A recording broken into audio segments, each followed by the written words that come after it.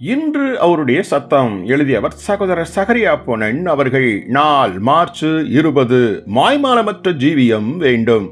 மாய்மாலக்காரன் என்ற வார்த்தை கிரேக்க பதத்திலிருந்து தோன்றியது ஆகும். அதன் சரியான பொருள் நடிப்பவன் என்பதாகும். ஹாலிவுட் திரையில் யோவான் ஸ்நானகனாக நடித்த நடிகனை எண்ணி பாருங்கள். இவனோ தன் நிஜ வாழ்க்கையில் குடிகாரனாகவும் 2 அல்லது 3 மனைவிகளை விவாகரத்து செய்து வாழ்ந்த வேசி கள்ளனாகவும் இருந்தான். ஆனால் திரைப்படத்திலோ இவன் பரிசுத்தமான தீர்க்கதரிசி. இவ்விதம் தன் நிஜ வாழ்க்கையில் மாறுபட்ட வாழ்க்கை வாழ்ந்து கொண்டு மனுஷர் முன்போ நேர்மையாளனைப் போல நடிப்பவனே மாய்மாலக்காரன்.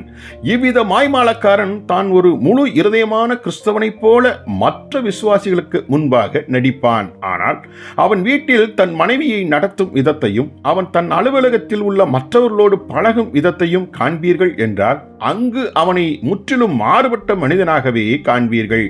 ஏன் இங்கு இவன் இப்போது நடிக்கவில்லை? ஆம், அவன் தன் வீட்டிலும் தன் அலுவலகத்திலும் தன் உண்மை சுரூபத்தை காட்டும் மனிதனாய் இருக்கிறான். இப்படிப்பட்டவன் ஒரு மதஸ்தனாய் இருக்கலாம், ஆனால் ஆவிக்குரியவன் அல்லவே அல்ல. இவ்வித மாய்மாலத்திலிருந்து உண்மையாகவே நீங்கள் விடுதலையாக விரும்புகிறீர்களா? அப்படியானால் தேவனே, மனுஷர்கள் என்னை புகழ்வதை விட நீர் என்னை புகழ்வதையே மேலாக விரும்பி நாட்டம் கொள்வதற்கு என் உள்ளத்தில் உம்மை குறித்த அதிகமான தெய்வ பயத்தை கொடுத்தருளும் என கெஞ்சி ஜெபியுங்கள். எந்த பாவத்தையும் விட இயேசு இந்த மாய்மாலத்தையே அதிகமாக கண்டித்தார். ஜெபிப்போமா? அன்பின் தகப்பனே, மனுஷருக்கு முன்பாக மாய்மால நடிப்பை நாங்கள் வெறுக்கிறோம்.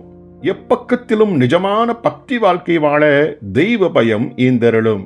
இயேசுவின் நாமத்தில் ஆமென்.